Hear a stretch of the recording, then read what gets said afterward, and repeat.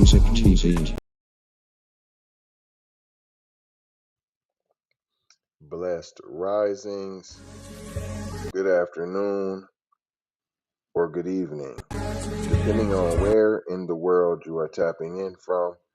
Gotta keep in mind that Keep It P podcast is a global show, and today on this episode of Hidden Bussy, we will be discussing prominent transgender activists tied to top Pennsylvania Dems charged with scraping two underage boys. They had to let you know that this was part of the Democrats out of Pennsylvania. They had to let you know that, like, no GOP does this stuff.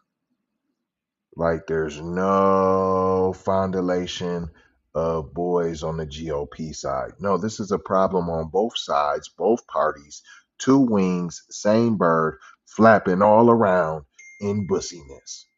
That's just true. That's what it is. Don't let them lead you to believe this a Democrat thing. No, this a Republican thing. No. This a Democrat and Republican thing. They're the same. There's no difference. Don't let them tell you that. That's it. That's all. That's what we're going to learn here, boys and girls. I'm already telling you, pre-telling you. That's what we're going to learn.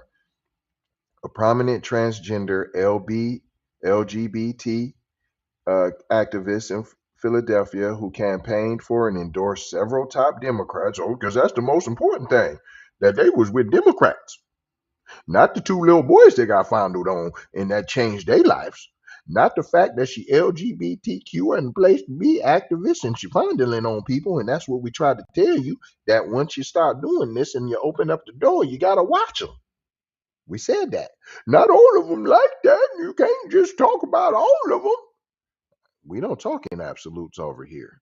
But hello, McFlizzle, not trying to tell you what to think, trying to show you how to think, how to use your head. We don't want to force our thoughts down your throat. That's not what we're here to do. We're here to show you how to use your brain and break down the lies and the alibis that are being supplied by lamestream media.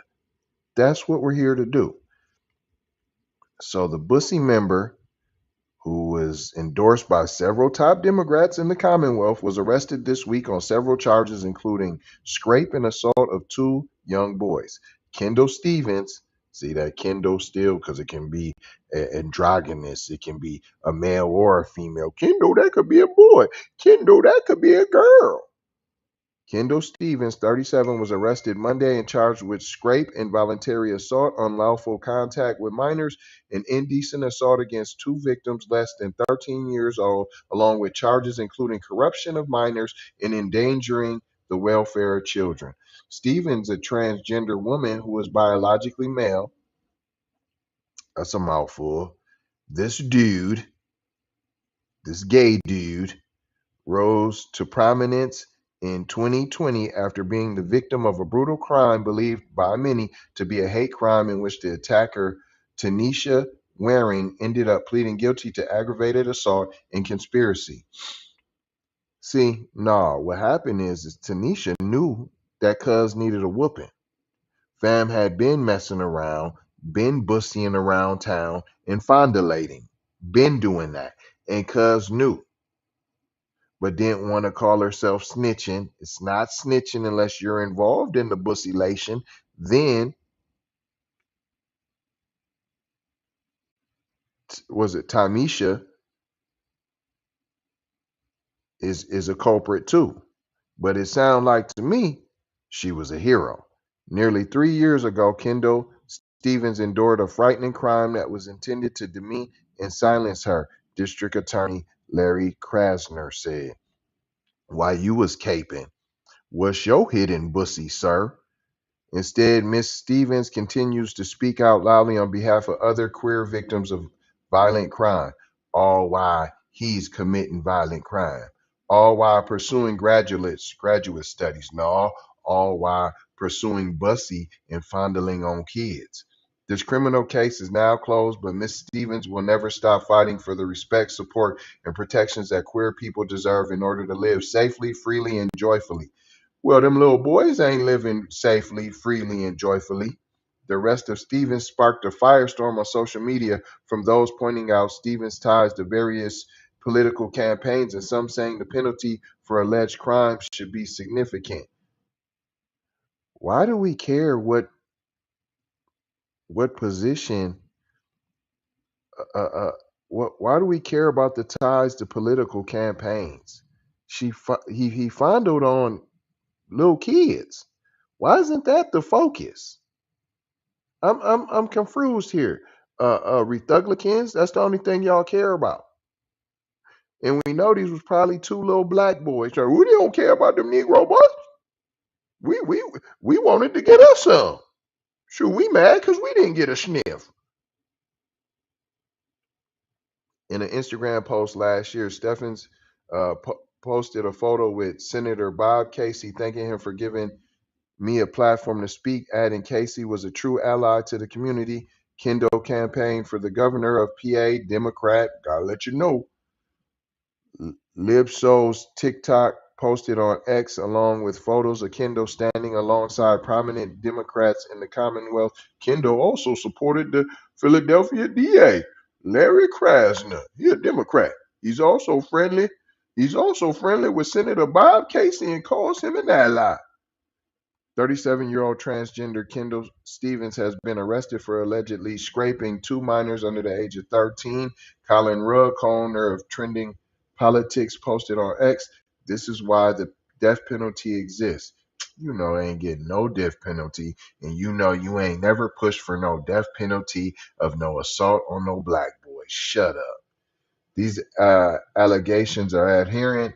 Manuel Bonder, spokesman for Governor Josh Shapiro, said this individual should be prosecuted to the fullest extent and process of the law. Senator Casey believes these allegations are disturbing and that all violent crimes should be prosecuted, included in this case. Investigations into Stephens began in September when a grandmother of one of the alleged young victims told police her grandchild was sexually assaulted by Stephens on more than one occasion, starting when he was 8 years old. The second victim was reportedly given gifts out of nowhere, and the parents believed it was to keep him quiet. Stephens is also said to have warned one of the victims that he would be put in jail if he told anyone about the encounter. Stephens' bail was set at $500,000. Not a meal ticket, but you just were screaming the death penalty. They the same. Bottom line, two wings, one bird, Republicans and Democrats. That's it. That's all. I ain't gonna hold you. I'm just gonna mold you, fold you, and scold you about being cold.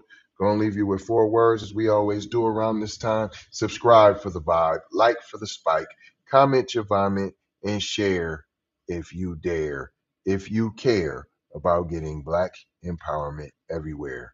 We are on all the platforms: YouTube, TikTok, Instagram, Twitter, Snapchat, Facebook, and of course Spotify, where you can get all the latest and greatest and the newest up-to-date news immediately. We also go live 5 o'clock p.m. every Wednesday. 5 o'clock we go live. Did y'all know about this this documentary we got coming out? Let me run the trailer for you.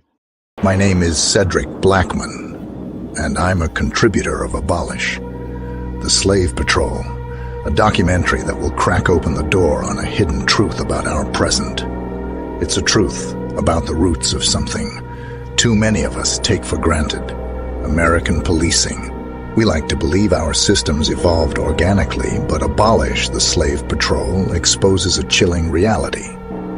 It shines a light on the dark history of slave patrols and those brutal armed groups formed centuries ago to enforce slavery and control foundational Black Americans. Their legacy isn't buried in the past. It's woven into the very fabric of our modern police forces, the way officers interact with Black people, and the patterns of racial profiling and discrimination with tragic instances of violence. They all echo with the ghosts of the slave patrol.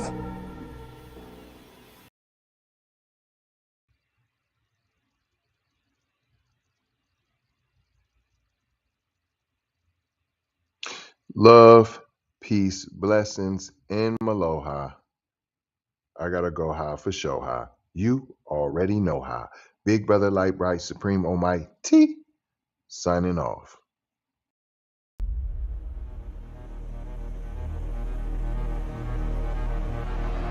Get ready for an eye-opening revelation. Keep It P Podcast presents Abolish the Slave Patrol, a groundbreaking documentary that exposes